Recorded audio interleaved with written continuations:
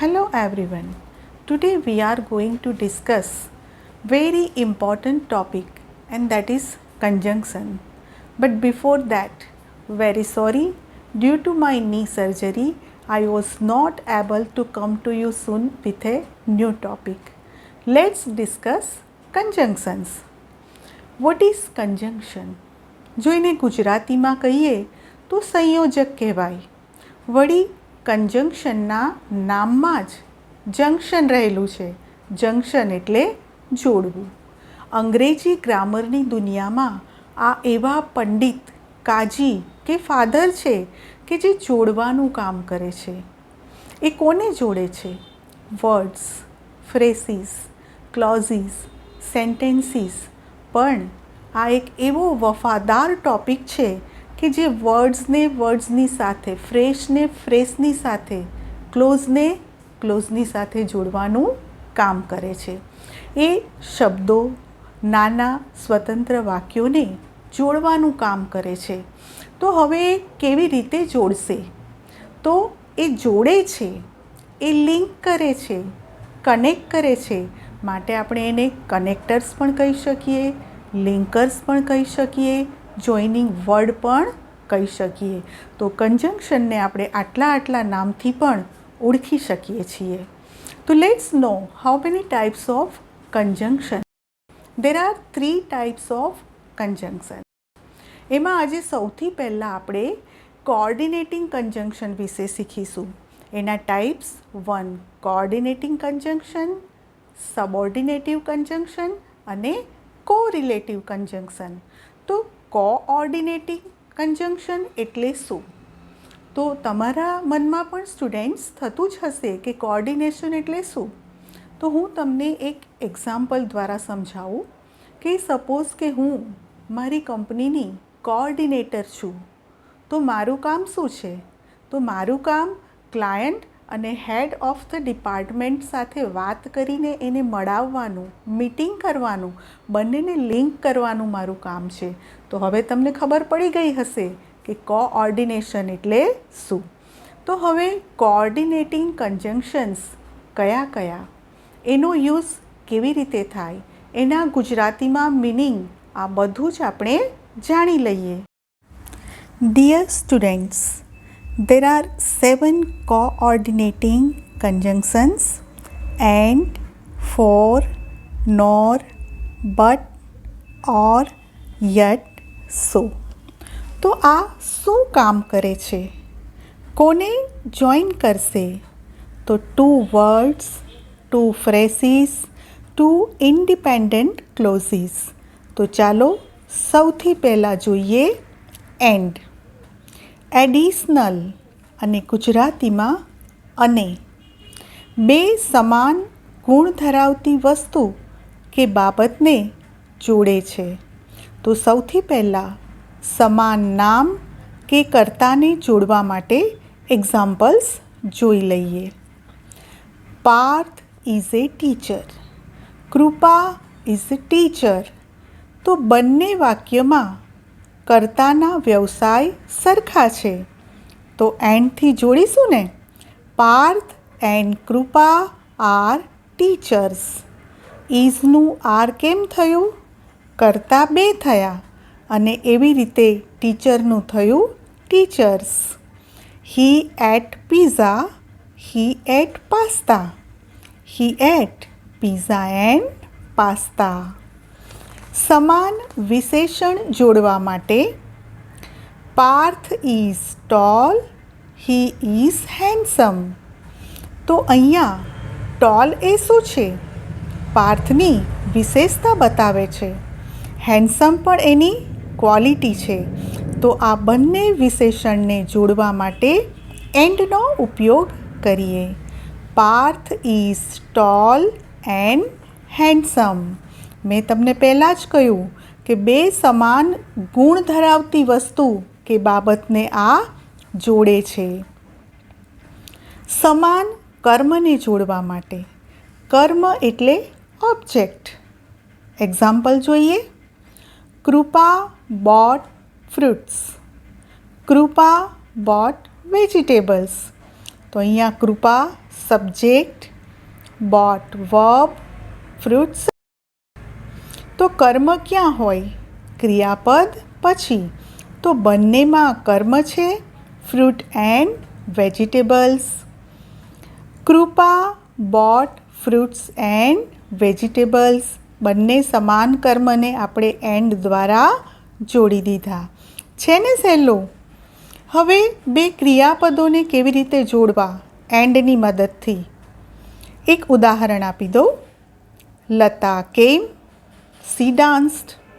કેમ અને danced verb છે, એ બંનેને એન્ડ દ્વારા જોડી દઈશું, કારણ કે એક જ વ્યક્તિ દ્વારા બે ક્રિયા થઈ છે, કેમ ડાન્સ્ડ. તો લતા કેમ એન્ડ ડાન્સ્ડ. ફરીથી સી મૂકવાની જરૂર નથી. આપણું નેક્સ્ટ કોઓર્ડિનેટિંગ કન્જંક્શન 4. રીઝન, કારણ, ટુ એક્સપ્લેન વાય. એ કારણ બતાવે છે. હવે અંગ્રેજી ભાષામાં ફોર એ પ્રેપોઝિશન પણ છે. ઇંગ્લિશ ગ્રામરની આ એક ગજબ ચીજ છે. અમુક શબ્દો ઘણા કામ કરે છે, મલ્ટીટાસ્કર્સ છે. આપણે ફોર એઝ પ્રેપોઝિશન મારા પ્રીવિયસ વિડીયોમાં શીખી ગયા છીએ. જે પાર્ટ્સ ઓફ સ્પીચના વિડીયો છે એ ફરીથી તમે એકવાર જોઈ લેજો. તો ચાલો સમજીએ ફોર કન્જંક્શન તરીકે. I told her to leave. I was very tired. તો અહીંયા કારણ શું છે? I was very tired. I told her to leave. મેં એને જવા માટે કહ્યું. કેમ?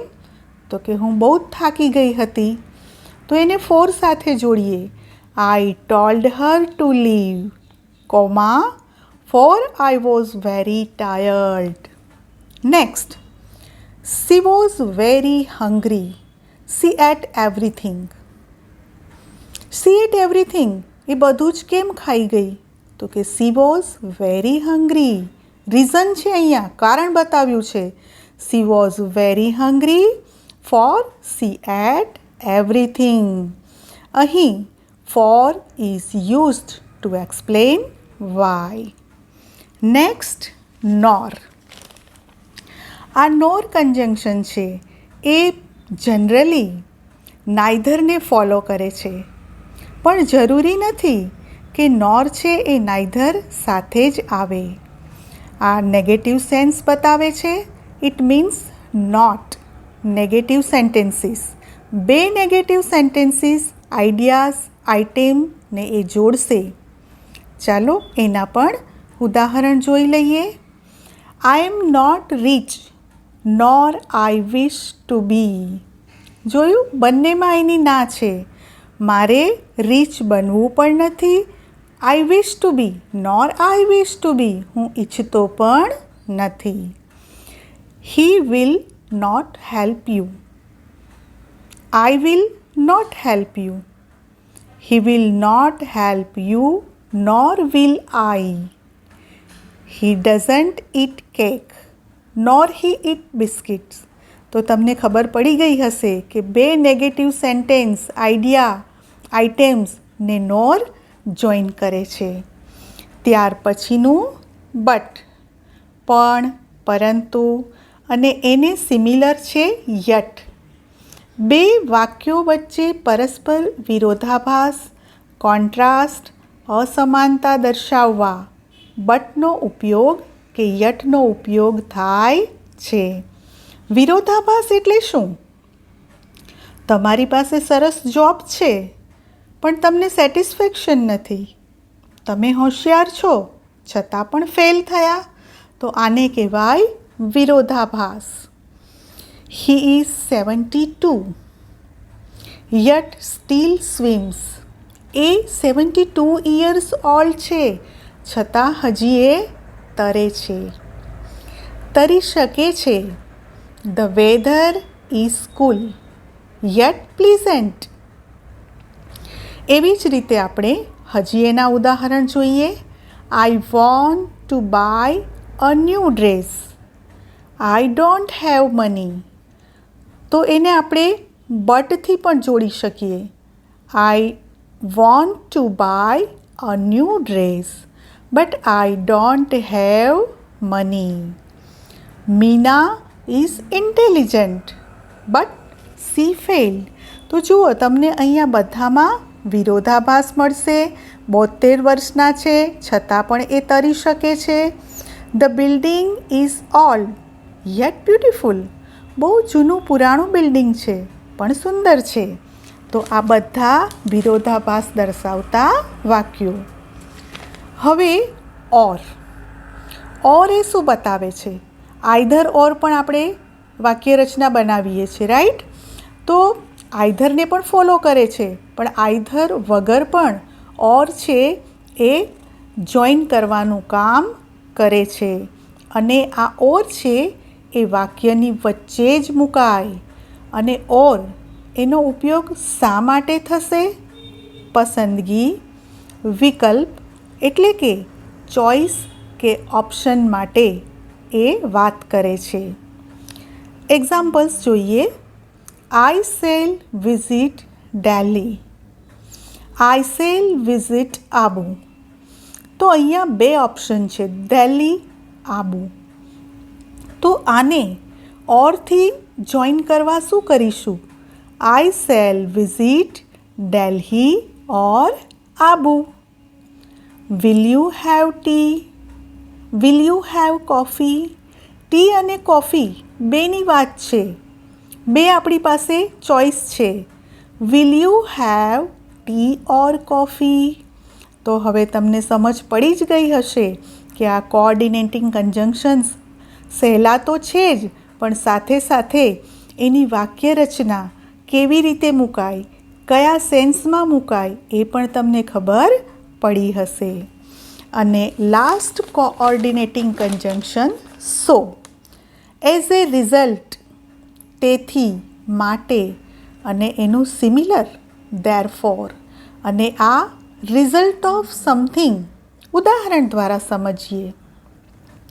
હી was hungry so he ate all the cake. આપણને પહેલાં શું આપ્યું છે? રીઝન, કારણ આપ્યું છે. શું? હી વોઝ હંગ્રી. તો એનું રિઝલ્ટ શું આવ્યું? તો એના માટે એણે એક્શન લીધી. સો he ate all the cake. સો દ્વારા એને જે આ વાક્ય છે એ જોઈન કર્યું.